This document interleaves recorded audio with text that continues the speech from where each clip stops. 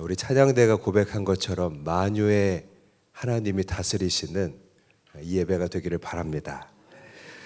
한 게으른 사람이 하나님께 간절히 기도를 했습니다. 하나님, 제발 이번에는 로또에 당첨되게 해주세요. 인생을 역전하고 싶습니다. 그러자 하늘에서 음성이 들리는 것입니다. 근데 좀 답답한 마음이 느껴지는 어조였습니다. 얘야, 그러려면 일단 나가서 복권부터 사야지. 여러분, 모든 일에는 과정이 존재하잖아요. 근데 그것은 귀찮고 결과만 손에 딱 줬으면 좋겠다는 그런 마음일 때가 있는 것입니다. 비슷한 얘기로 우리 속담 중에요, 손 안 대고 코 푼다라는 말이 있습니다. 힘을 거의 들이지 않고 아주 쉽게 해치운다는 의미입니다. 역시 노력하는 건 싫고요, 결과만 원할 때가 많다는 것입니다. 여러분, 그런데 이런 욕구들이 우리 내면 어느 곳엔가는요 실제로 있다는 것입니다. 그런 욕구를 가리켜서 게으름이라고 말합니다. 게으름은요 흔히 우리 생활로 나타나는 편입니다. 요즘에는 이제 깔끔한 남자들도 많은데요, 그러나 제 경험상 이 남자들의 방은요 거의 지저분하고 또 냄새도 많이 나는 것입니다. 옛날 사진이긴 한데 저의 성품을 잘 보여주는 사진이라고 생각이 돼서 한번 가져와 봤습니다. 책상을 한번 눈여겨보십시오. 굉장히 어지럽죠. 잘 안 치운다는 증거입니다. 아니, 치우기를 미뤄두는 편입니다. 그래서 뭐가 필요할 때 그게 늘 어딘가에 파묻혀 있습니다. 항상 뭐가 필요할 때 잘 못 찾습니다. 그러나 그런 중에도 커피는 마시고 싶어서 저 비좁은 틈 사이에 컵을 놓고 커피를 내리는 모습입니다. 물론 먹다 남은 커피도 잘 안 치우는 편입니다. 한 일주일 지나면요 제가 발견한 건데 그 남은 커피물에 곰팡이가 뜨기 시작합니다. 그때서야 치우는 것입니다. 저는 형제 자매가 없는 무녀 동남 외아들로 자랐는데요, 그래서 여자는 방을 깨끗하게 쓸 거라는 환상이 있었습니다. 그러나 결혼해서 제가 딸을 낳아 키워보니까요, 이게 무조건 여자라고 해서 방을 깨끗하게 쓰는 건 아니라는 걸 깨달았습니다. 우리 딸은 저보다 더 정리정돈을 안 하더라고요. 여러분, 제가 정리정돈을 안 하더라 굉장히 정제된 표현으로 얘기했습니다. 주변에서 딸 얘기할 때 너무 심하다고 해서 상당히 완화해서 정리정돈을 안 하더라 이렇게 표현한 것입니다. 귀차니즘 체크리스트를 저랑 4가지 정도 한번 같이 해봤으면 좋겠습니다. 나에게 해당되는 것이 있는지 한번 생각해 보면 좋겠습니다. 1번, 양말을 벗을 때 뒤집어서 벗어둔 채로 그냥 둔다. 2번, 택배 박스에서 내용물만 꺼내고 박스는 그냥 옆에 쌓아둔다. 3번, 배고픈데 배달시키는 것조차 귀찮아서 그냥 안 먹었던 적이 있다. 4번, 핸드폰 문자 답장하는 게 귀찮아서 이따 해야지 하고 미루다가 상대방이 서운할 때쯤 답장을 안 했다는 것을 깨닫는다.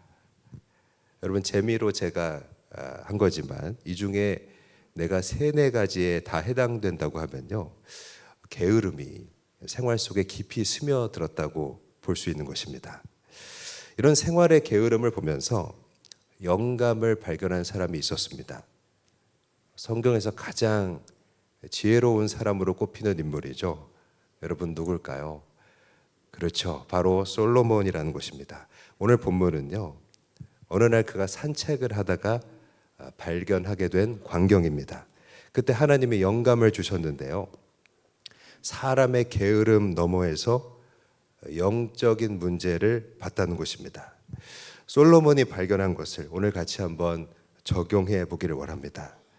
먼저 여러분, 게으른 자의 특징은요, 첫 번째 특징인데 그 삶에 진전이 없다는 것입니다.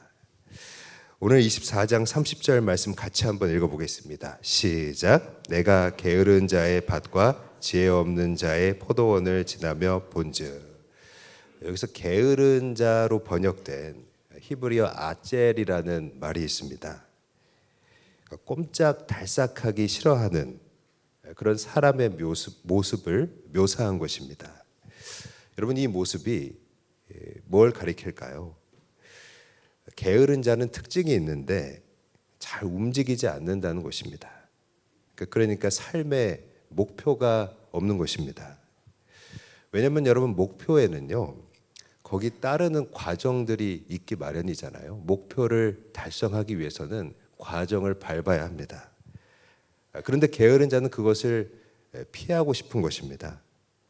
그래서 뭔가 생각해 봤을 때 좀 어려울 것 같으면, 좀 힘들 것 같으면 그 시작조차 망설이게 되는 것입니다. 도전도 잘 안 합니다. 그래서 시간이 지나도 여러분, 게으른 사람은요, 그 모습 그대로라는 것입니다. 그러나 우리가 구체적인 목표를 살아가는 데 있어서 반드시 비용이 들어간다는 것을 알게 됩니다. 그러니까 뭔가를 할 때는요, 그 과정에 반드시 대가가 들어갈 수밖에 없는 것입니다. 예를 들어서 유명한 사진인데요, 발레리나 강수진 씨의 발을 여러분 한번 보십시오. 이게 여자의 발이라고 생각되십니까? 그러니까 발이 나무 뿌리 같잖아요. 뼈들이 튀어나와 있고 발톱은 다 뭉개져 있습니다. 발레 슈즈를 신고 하루에 15시간, 19시간 연습한 결과라는 것입니다. 강수진 씨는 자신의 발을 보면서 이렇게 이야기합니다. 나의 발은 삶의 게으름을 깨우쳐주는 훈장과 같다는 것입니다. 여러분, 한국 영화로서 아카데미 작품상과 감독상을 거머쥔 영화가 있는데요, 기생충이라는 작품이었습니다. 배우 송강호가 거기서 기택이라는 인물을 연기합니다. 영화 속에서 비가 많이 내리는 날 기택의 집도 수해를 입는데요, 그래서 체육관으로 대피를 하게 됐는데, 그런 상황에도 이 기택은 천하태평이라는 겁니다. 그러고는 아들에게 하는 말이 있는데요, 나는 계획이 없으니 실패할 일도 없다는 것입니다. 그의 인생관이 고스란히 드러나는 말입니다. 이 영화에서 기택이 하는 말 중에 유명한 대사가 하나 있는데요, 가장 완벽한 계획이 뭔지 알아? 무계획이야. 그러니까 여러분, 뭘 알 수 있냐면요, 게으른 사람은요, 노력과 희생을 싫어한다는 것입니다. 늘 원래 모습 그대로 머물러 있으려 하는 것입니다. 본문의 게으른 자로 묘사되는 아젤의 모습입니다. 여러분, 별다른 노력 없이도 될 수 있는 것, 쉽게 할 수 있는 게 목표라면요, 그것은 목표가 될 수 없는 것입니다. 예를 들어서 주말 내내 아침에 자는 것, 그런 것은요, 목표가 될 수 없다는 것입니다. 여러분, 중요한 것은 우리의 삶은 하나님 앞에서 오늘보다 진전되는 삶으로 부름을 받았다는 것입니다. 예를 들어 우리는요, 머리가 되시는 예수님에게로까지 자라나야 하는 것입니다. 여러분, 아멘이십니까? 여러분에게는 그런 목표가 있습니까? 오늘 삶의 진전을 위해서 다시 우리 삶의 목표를 세울 수 있는 저와 여러분이 되기를 바랍니다. 여러분, 게으른 자의 특징 두 번째는요, 게으른 사람은 쉽게 실증을 낸다는 것입니다. 오늘 31절 말씀을 같이 읽겠습니다. 시작. 가시덤불이 그 전부에 퍼졌으며 그 지면이 거친 풀로 덮였고 돌담이 무너져 있기로.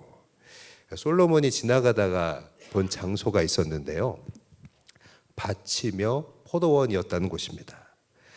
그런데 여러분, 이 포도원과 밭에는요, 작물이 자라야 되잖아요.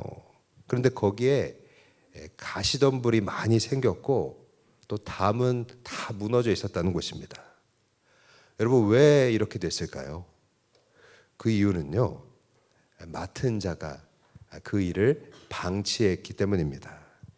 오늘 본문 30절 뒷부분만 한번 다시 읽겠습니다. 시작. 지혜 없는 자의 포도원을 지나며 본즉. 그런데 솔로몬은요, 이 포도원의 주인이 지혜가 없는 자라는 것을 이 광경을 보고 알아차리는 것입니다. 여러분, 이 지혜 없는 자라는 말은요, 히브리어 레브라는 말의 번역인데요, 사실은 지혜라는 뜻보다는 마음이라는 말에 더 가까운 표현입니다.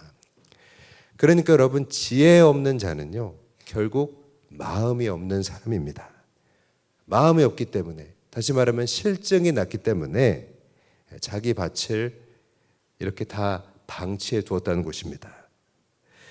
여러분, 근데 당시의 문화에서 이 밭과 포도원을 한번 생각을 해보면요, 상당히 중요한 장소라는 것을 알게 됩니다. 여러분, 이스라엘은 우리가 알다시피 상당히 척박한 기후잖아요. 그런 그들에게 곡물은요, 굉장히 중요한 양식이 된다는 것입니다. 또 포도는요, 그들이 물 대신 마시는 이 포도주의 주된 원료라는 것입니다.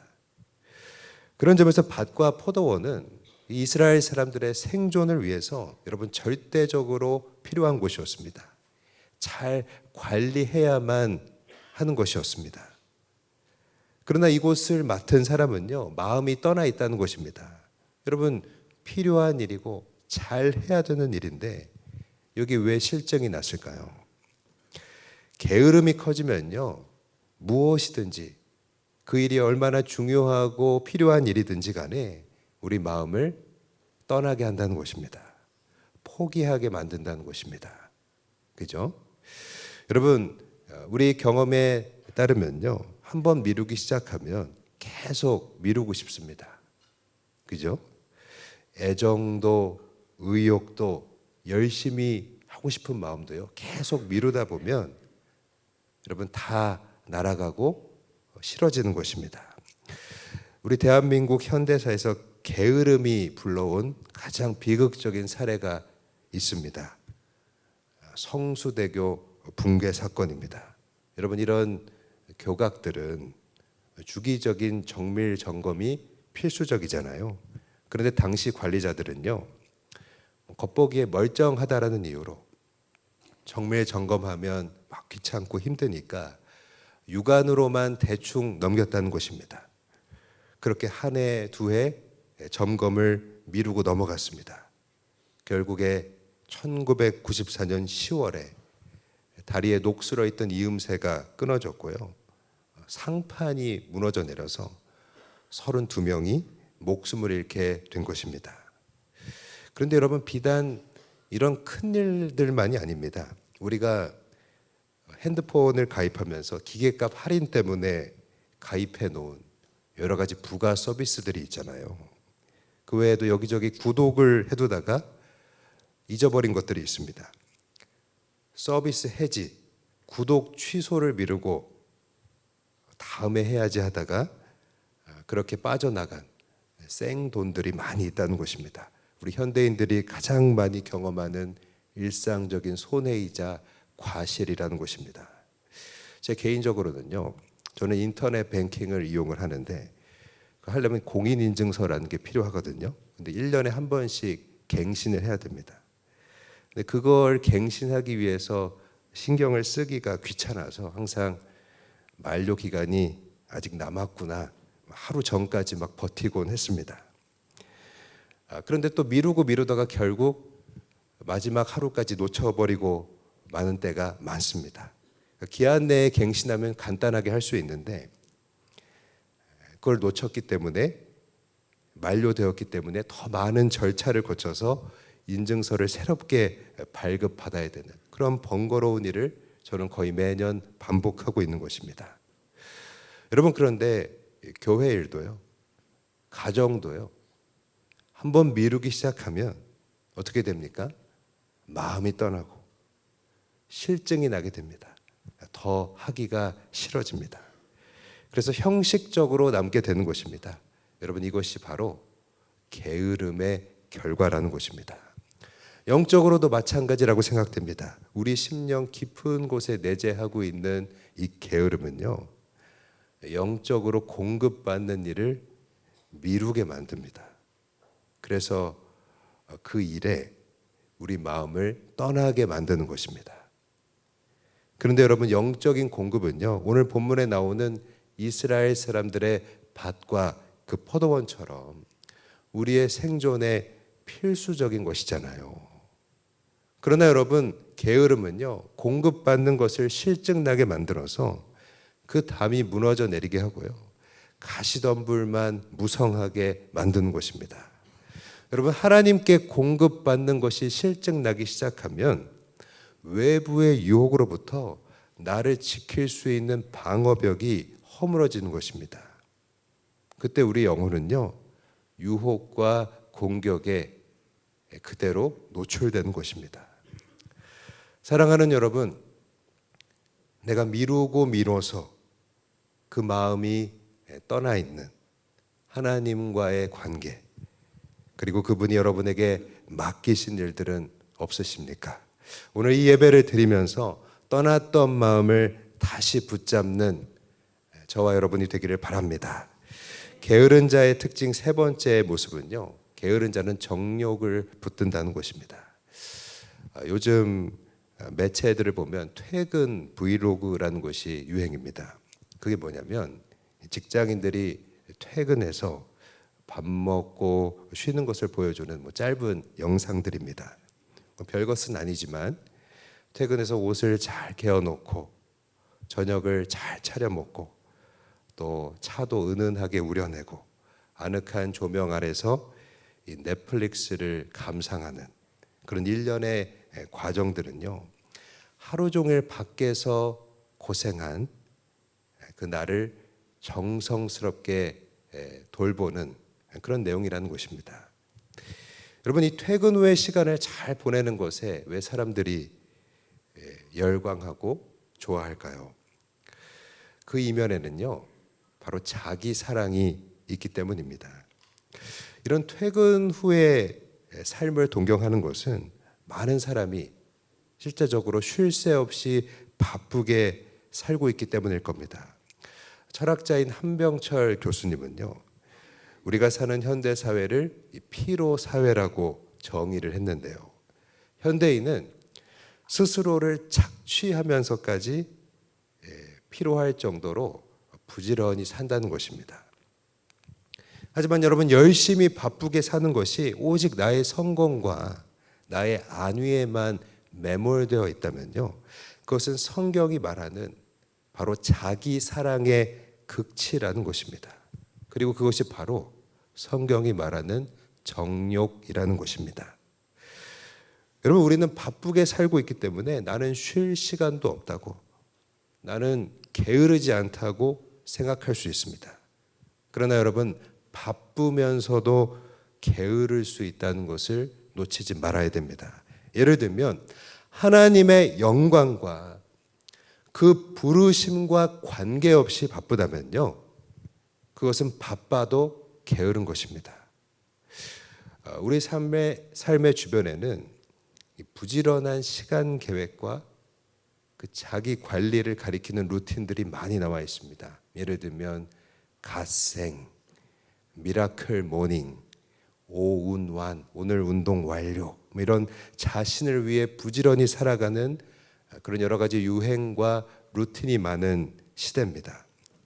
그러나 이러한 풍조에 대해서 영적인 통찰이 필요하다고 생각합니다. 김남준 목사님은요, 게으름이라는 책에서 이렇게 말하고 있습니다.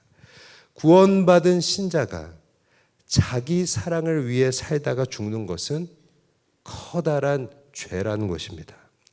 여러분, 구원받은 사람이 하나님의 영광을 위해서가 아니라 자기 사랑을 위해 사는 것은요, 주님이 피 흘려 주신 구원을 마치 쓰레기통에 버리는 일과 같다는 것입니다. 여러분, 왜 우리는 이런 자기 사랑, 정욕의 지배를 받게 될까요? 그 이유는 우리 안에 있는 게으름이 우리를 타협하게 만들기 때문입니다. 오늘 본문 33절과 34절 같이 한번 읽겠습니다. 시작. 내가 좀 더 자자, 좀 더 졸자, 손을 모으고 좀 더 누워있자 하니 내 빈궁이 내 곰핍이 군사같이 이르리라. 솔로몬은요, 오늘 말씀에서 우리에게 힌트를 주고 있습니다. 게으름은 한꺼번에 찾아오지 않는다는 것입니다. 조금만 더, 좀만 더라는 아주 작은 타협에서 시작된다는 것입니다. 솔로몬은 잠을 소재로 게으름을 설명합니다. 좀 더 자면 좋겠다는 것처럼 여러분, 게으름의 유혹은요, 바로 조금만 더라는 그 마음에서 시작되는 것입니다. 여기 솔로몬이 발견한 게으름의 본질을 여러분 한번 보십시오. 게으름은요, 거룩한 삶의 목표가 아니라 지금 당장 좀 더 편하고 싶은 자신의 욕구를 붙드는 것입니다. 그러므로 게으름의 뿌리는요, 자기 사랑이라는 것입니다. 그런 자기 사랑의 정체는 정욕이고요, 하나님보다 나 자신을 더 위하게 만드는 것입니다. 여러분, 게으름은요, 하나님보다 나를 더 위하게 만드는 것입니다.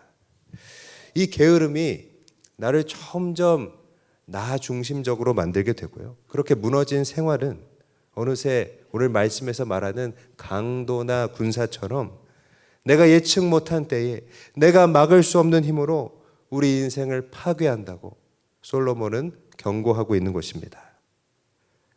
그러므로 지금 내가 정욕의 지배당하고 있다면요, 그것은 매일의 작은 싸움에서 내가 좀 더 하면서 패배한 결과라는 것입니다. 여러분, 내 일에만 매몰되어서 바쁘게 사는 것도요, 매일의 싸움에서 하나님 아닌 나를 선택한 결과라는 것입니다. 하나님을 뒤로 하는 그 타협을 선택한 게으름의 결과라는 것입니다. 무엇보다 어느새 눈덩이처럼 불어나 있는 이 게으름은요, 우리로 하여금 그것의 지배를 벗어나기가 어렵게 만드는 것입니다. 우리에게 잘 알려진 고전 중에 철로역정이라는 소설이 있습니다. 존 버년의 이 철로역정이라는 책은 주인공이 천국을 향해 가는 과정을 묘사하는데요, 그 내용에 있는 얘기입니다. 천국을 향해 가던 주인공이 길에서 잠들어 있는 게으름이라는 이름의 인물을 만납니다. 주인공이 이대로 있으면 위험하니까 일어나라 라고 소리를 쳤는데요, 게으름은 구조의 기회를 잡았지만 잠을 더 자야겠소, 그렇게 대답하면서 다시 눈을 감는다는 것입니다. 여러분, 이 철로역정에 등장하는 게으름이라는 인물을 보십시오. 도움의 기회가 왔다는 것을 알면서도 그동안 쌓여있는 게으름 때문에 정욕의 지배를 이겨내지 못하는 것입니다. 지옥에서 신참 악마들이 인간을 타락시킬 방법들을 대장 사탄 앞에서 발표하고 있었습니다. 1번 악마가 말했습니다. 저는 인간들에게 하나님은 없다고 속이겠습니다. 대장 사탄이 듣고는요, 너무 진부하다, 탈락시켰습니다. 2번 악마가 얘기했습니다. 저는 지옥은 없으니 마음껏 죄를 지으라고 하겠습니다. 그것을 듣더니 대장 사탄이 좀 부족하다, 탈락시켰습니다. 그때 가장 노련한 악마가 비열하게 웃으면서 얘기한 것입니다.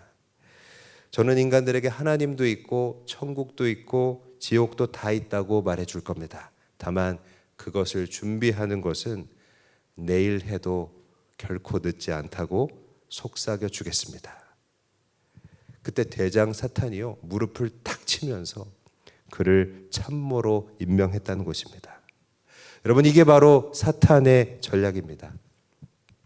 매일 조금씩 알게 모르게 더 정욕에 빠지게 하는 것입니다. 여러분, 우리 신자들이 이런 게으름 때문에 정욕에 사로잡힌 존재로 전락하면요, 은혜의 통치에서 멀어지게 되는 것입니다. 죄의 종이 되어서 구원받지 않은 사람들과 다를 바 없는 삶을 사는 것입니다. 그리고 그것이 바로 게으름이 우리에게 목적하는 바라는 것입니다. 그렇다면요, 이 게으름을 경계하려면 우리는 어떻게 해야 할까요? 첫 번째로 게으름을 경계하기 위해서 우리는요, 나 자신의 게으름을 인정해야 한다는 것입니다. 먼저 나의 게으름을 인정해야 됩니다. 여러분, 우리가 지금까지 알아본 그 게으름의 내용이 무엇입니까? 하나님을 향한 열정을 잃어버리고 현재의 안락함에 안주하려는 태도였잖아요. 그것이 바로 게으름이라는 것입니다. 여러분, 우리가 하나님께 마음이 있는지 없는지를 무엇을 통해 알 수 있냐면요, 하나님 앞에서 최선을 다하는가로 알 수 있다는 것입니다. 여러분, 간단하지 않습니까? 마음이 없으면요, 최선을 다 안 하는 것입니다. 여러분, 그 이유가 무엇일까요? 하나님보다 나를 사랑하는 그 자기 사랑이 우리 몸과 마음에 깊이 배어 있기 때문입니다. 그래서 하나님과의 관계에 최선을 다하지 않게 됩니다. 그리고 사람들은요, 그것이 심각한 악이라고 생각하지 않는다는 것입니다. 여러분, 우리는 하나님과의 관계에서 그분 안에서 자라나기를 성실히 행하지 않는 것을 나의 믿음이 약해서라는 말로 포장하는 경향이 있습니다.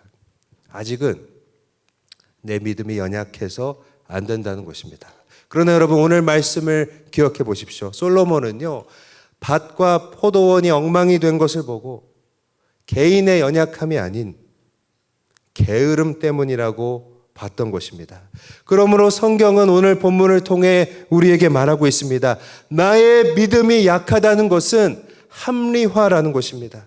어쩔 수 없었다 하고 두리뭉실하게 포장해서 넘어가는 것이기 때문입니다. 이것은요, 내가 계획하지 않았으니 실패도 없다고 말하는 영화 기생충의 송강호 같은 모습이라는 것입니다. 여러분, 하나님 앞에서 사람들이 나는 믿음이 약하고 나는 부족해서 안 된다고 하는 것의 그 실체는요, 대부분 게으름의 악이라는 것입니다. 여러분, 그리고 게으름은 어쩔 수 없는 게 아니라 악한 것입니다. 끊어내야 하는 것입니다. 여러분, 게으른 자가 이를 회피하는 방식이 있는데요, 항상 핑계를 대는 것입니다. 잠언 22장 13절 말씀을 우리 참고로 읽습니다. 시작. 게으른 자는 말하기를 사자가 밖에 있은즉 내가 나가면 거리에서 찢기겠다 하느니라. 게으른 자는요, 밖에 나가면 사자에게 찢길까 봐 내가 밖에 못 나가겠다고 핑계를 댄다는 것입니다. 하지만 여러분, 이 말의 본질은 무엇입니까? 마음이 없다는 것입니다. 게으름이 쌓이고 쌓여서 그 일에 실증이 났기 때문입니다. 여러분, 정말로 자신이 연약하다는 것을 아는 사람은 어떻게 할까요? 내가 약해서 그래 라고 하지 않고요, 하나님의 도우심을 구한다는 것입니다. 나 좀 도와달라고 하나님 앞에 엎드린다는 것입니다. 그러므로 여러분, 오늘 본문에 나오는 밭과 포도원의 일은요, 남의 일이 아닙니다. 오늘 우리의 게으름이 가시덤불처럼 우리와 하나님과의 관계를 갉아먹고 있는 것입니다. 육체의 정욕이 여러분 그 일을 돕고 있습니다. 그러므로 사랑하는 여러분, 내 안에 게으름이 있다는 것을 인정해야 합니다. 그 게으름은요, 어쩔 수 없는 것이 아니라 악입니다. 그것은 뽑아내야 하고 이겨내야 하는 나의 죄라는 것입니다. 이 시간 게으름을 끊어내기로 결단할 수 있는 저와 여러분이 되기를 바랍니다. 여러분, 게으름을 경계하기 위해서는요, 두 번째로 작은 일부터 다시 충성해야 한다고 생각합니다. 잠언 19장 15절 말씀을 우리 참고로 읽겠습니다. 시작. 게으름이 사람으로 깊이 잠들게 하나니 사람은 줄일 것이니라. 게으름은요, 사람을 깊이 잠들게 한다고 합니다. 이 깊이 잠들게 한다는 말은 성경에서 창세기 같은 곳에서 하와를 창조할 때 아담을 하나님이 깊이 잠들게 했다라고 할 때도 동일하게 사용된 말입니다. 여러분, 그때 아담이 어땠습니까? 자기 갈비뼈를 빼가도 모를 정도였으니까요. 거의 마취된 상태였을 것입니다.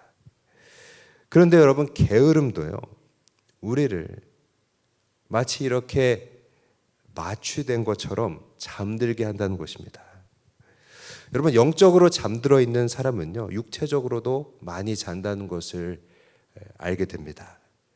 왜냐하면 영적으로 깨어 있는 사람은요, 하나님과 동행을 해야 되기 때문에 반대로 부지런하다는 것입니다. 이게 잠이 안 와서 깨어 있는 것과는 좀 다릅니다. 잘 때 자고 일어날 때 일어나서 하나님과 동행하고 순종하는 걸 말합니다. 다시 말해서 하나님의 영광을 위해서 산다는 것입니다. 그러나 게으름은요, 우리를 잠들게 해서 의미 있는 일을 못하게 하고 결국 영혼까지 말려 죽인다는 것입니다. 여러분, 생각해 보십시오.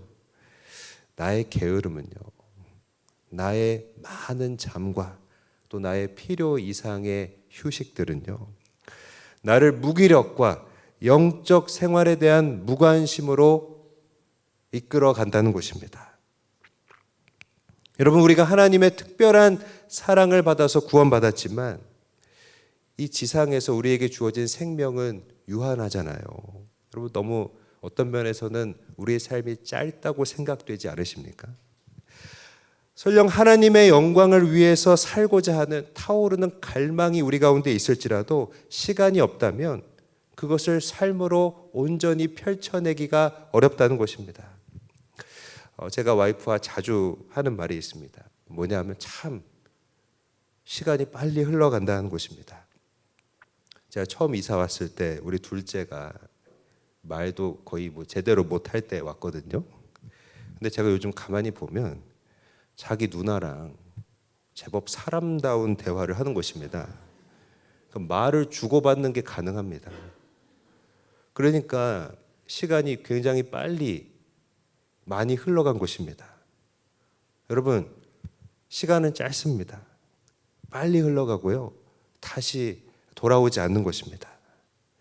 그러므로 내가 이 세상에 창조된 이유, 그 삶의 목적을 정확히 인식하고 최선을 다해서 또 열정적인 마음으로 그것을 향해 달려가야 한다는 것입니다. 그런데 게으른 사람들은요, 대부분 그 마음이 하나님이 주신 사명으로부터 떠나 있는 것입니다. 사랑하는 여러분, 오늘 내가 이 예배를 통해서 하나님 앞에 내 자신을 정직하게 세우면서 회복해야 할 사명이 있다면 무엇입니까? 나의 예배 생활, 나의 기도 생활, 하나님 앞에서 우리가 함께 하고 있는 태신자를 품는 일들, 내가 귀찮아서 팽개쳐 놓은 섬김들, 여러분 잘 생각해 보십시오. 내가 즐기고 하고 싶은 일들은 막 꼽아가면서 계획해 가면서 하는데 내가 믿음이 약해서라는 핑계로 그렇게 간과하고 있는 주의 영광과 주의 일들이 분명히 있지 않습니까? 여러분, 하나님이 나에게 맡기셨는데 돌담은 다 무너지고 가시덤불로 무성하게 된 일들은 없습니까? 우리는요, 하나님과의 관계에는 게으르지만 자신의 쾌락이나 편안함에는 매우 부지런한 상태일 수가 있는 것입니다. 자꾸 제 딸의 이야기를 해서 죄송한데, 예를 들어서 저희 딸은요, 제가 예를 들 수 있는 게 딸 얘기밖에 없는데 목회자 딸의 숙명이라고 생각하고 아빠를 위해서 기여할 수 있는 섬김이라고 생각하기를 바랍니다. 우리 딸은 학교 갔다 오면 침대에 딱 붙어 있습니다. 좌우로 몸을 이렇게 트는 거 외에는 아무것도 안 합니다. 그런데 제가 돈을 주면서 너 먹고 싶은 과자 사올래? 그러면요, 그렇게 만사가 귀찮았던 사람이 어디서 힘이 나는지 바로 옷 입고 나가는 것입니다. 여러분, 다음 주가 지나고 나면 우리는 교회력 상으로 고난 주간에 들어가게 됩니다. 여러분, 고난 주간에 예수님의 고난을 묵상하고 동참하기 위해서는 어떻게 해야 할까요? 우리 교회는 그 주간에 새벽 기도를 하면서 자기 부인을 합니다. 그러니 여러분, 다가오는 고난 주간을 잘 보내려면요, 지금부터 새벽 기도 연습도 시작해야 됩니다. 사랑하는 여러분, 목표를 가질 수 있기를 바랍니다. 다시 작은 일부터, 하나님 앞에서 내게 주신 작은 일부터 시작하고 충성할 수 있는 저와 여러분이 되기를 바랍니다. 말씀 마무리하겠습니다. 여러분, 게으름의 정체는요, 자기 사랑이며 정욕이라는 것을 봤습니다. 하나님보다 나를 더 사랑하는 마음들이 결국에는 우리를 게으르게 만드는 것입니다. 만약 여러분 지금 우리의 삶에 변화가 없고 진전이 없고 쉽게 모든 일에 실증이 난다면요, 우리는 게으름의 지배를 받고 있는 것입니다. 또 내가 자기 중심으로 살면서 내 일만 하면서 바쁜 것도 또한 게으름의 한 단면이라는 것을 우리는 볼 수 있었습니다. 왜냐하면 자기 사랑과 정욕을 위해 사는 모습이기 때문입니다. 그러나 우리는요, 하나님의 영광과 그분의 아름다움을 나타내는 삶으로 부름을 받았다는 것입니다. 여러분, 아멘이십니까? 우리는 천국에 들어가기까지 머리이신 예수님을 향해 자라나는 삶으로 부름을 받은 것입니다. 이를 위해서 우리는 목표를 가져야 되고요, 무엇보다 작은 일부터 다시 충성하는 삶이 시작돼야 하는 것입니다. 사랑하는 여러분, 우리가 무기력하게 마치 복권 당첨되기만을 기다리면서 노력하지 않는 신앙을 경계하게 되기를 바랍니다. 다시 일어나서 하나님 앞에 나아가는 저와 여러분 되시기를 주의 이름으로 간절히 바라고 사랑으로 축복드립니다. 하나님께 영광 돌리겠습니다.